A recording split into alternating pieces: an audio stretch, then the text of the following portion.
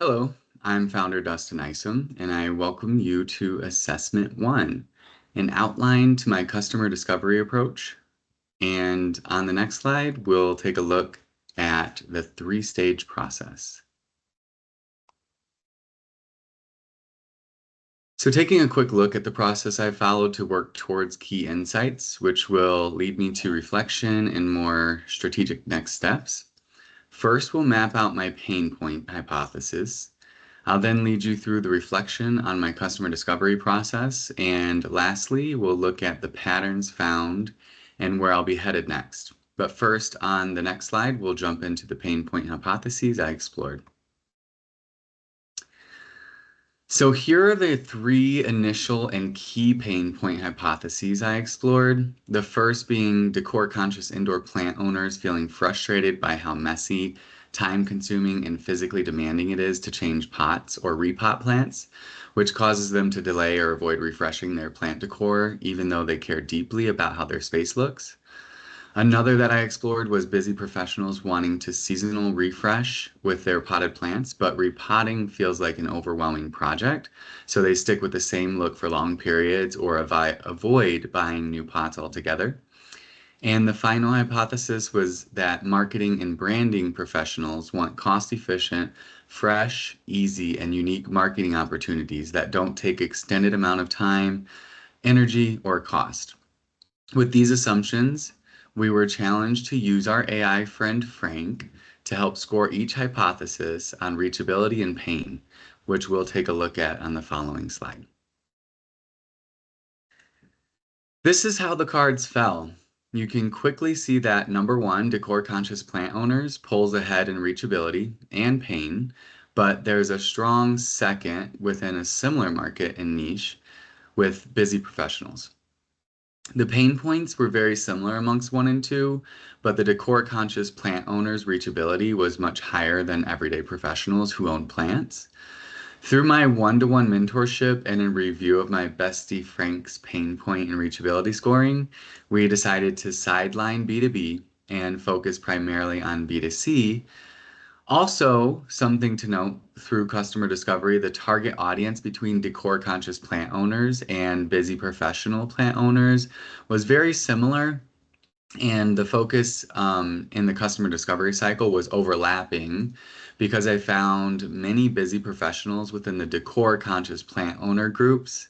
So this discovery helped drive my focus to be primarily on pain point hypothesis 1, the decor-conscious plant owners avoiding repotting because of the mess, the time it takes, and or the hassle. It was that discovery which led me to hyper-focus on that specific target audience throughout the remainder of my customer discovery.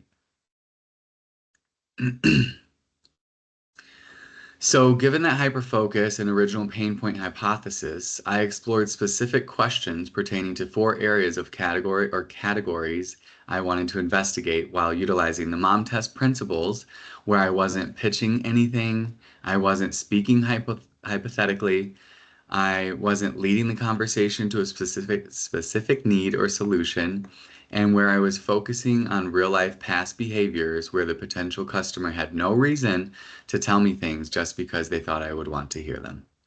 Those 4 categories were lifestyle and plant ownership habits, home aesthetics and personal expression, challenges, frustrations, and workarounds, and purchasing behavior and decision drivers. I'm also attaching my CRM and Q&A tracker for a more in-depth look, but on this slide, I've listed some of the key questions asked pertaining to my more focused pain point hypothesis. And those key questions were, tell me about the plants you currently have. How many and what types? Obviously, it's key that they have potted plants. How do you usually take care of them day to day?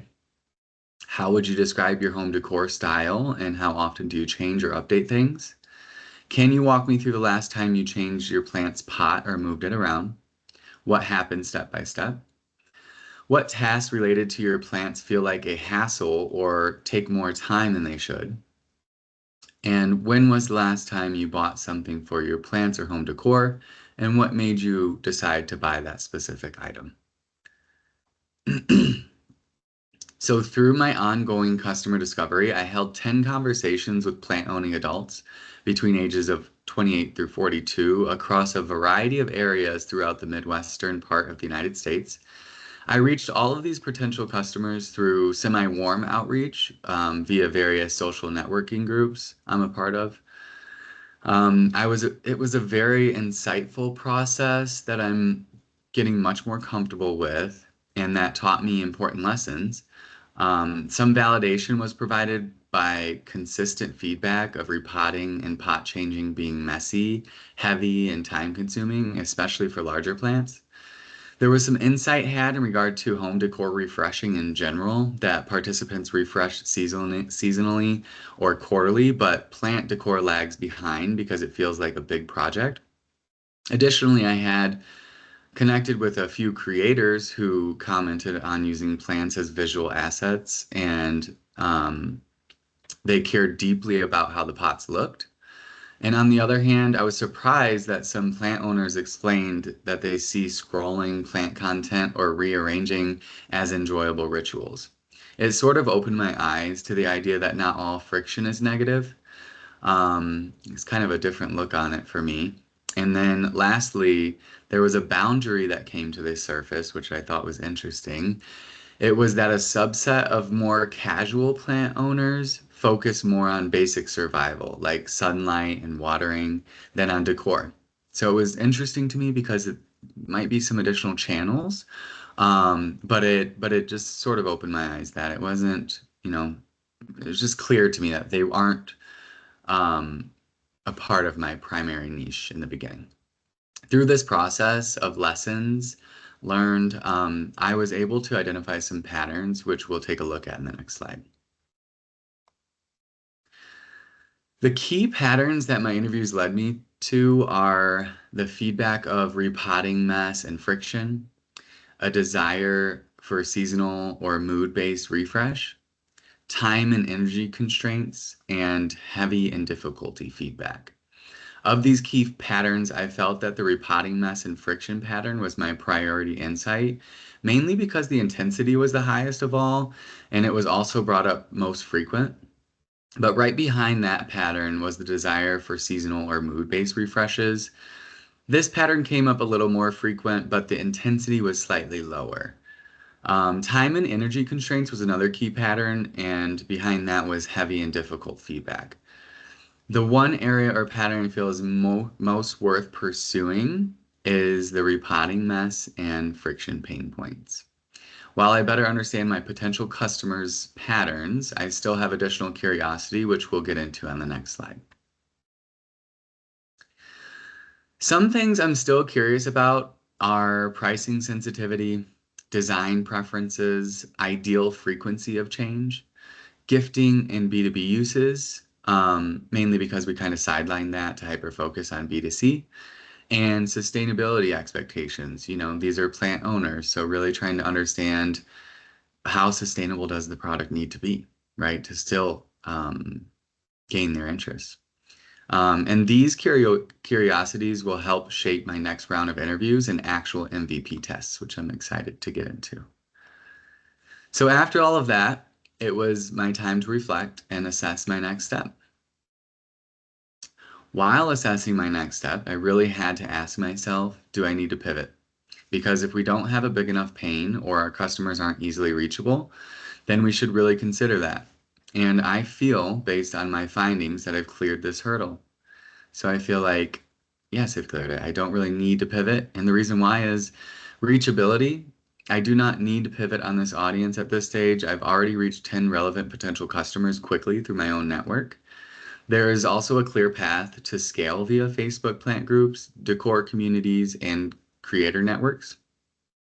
Secondarily, my problem or pain, I do not need to pivot here either from the core pain, but I'm going to tighten it because I've confirmed that repotting mess, weight, and time are real frictions for decor conscious plant owners.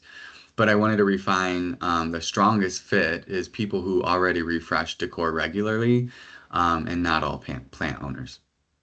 My next steps are really going to be to run an additional 5 to 10 interviews, specifically from plant groups I'm not currently a part of, really just to reduce the warm network bias.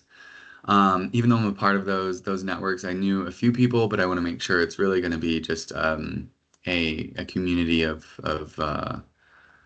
individuals who don't know me. I'm going to finish building out my MVP, which, based on guidance from my mentor, will be an online targeted ad, which will measure click-through and or sign up. So I'm already starting to work on this. I already have the ad built. It's going to target them towards the product, but then lead them to my landing page, which will be my website. And I'll be able to measure not only the click-through to get to the website, but also the next step, which would be a sign-up process to sign up for a subscription or some sort of first access. And then I will get into prototyping, a simple skirt mock-up, paper, printed wrap. I have the material. I just really need to build it, but to test reactions to the concept without selling. I'm also investigating further the patenting process to get my provisional patent in place so that I can really start getting this idea out to engineers and start drafting a real prototype. And then I'll test early through outreach messages in groups, polls, posts to validate language around mess-free decor refresh. Um, and continue my customer discovery as a continued never-ending cycle, because customer discovery is one of the most valuable tools in driving a successful business, and it should really never end. And that's it. Thank you. I appreciate your time.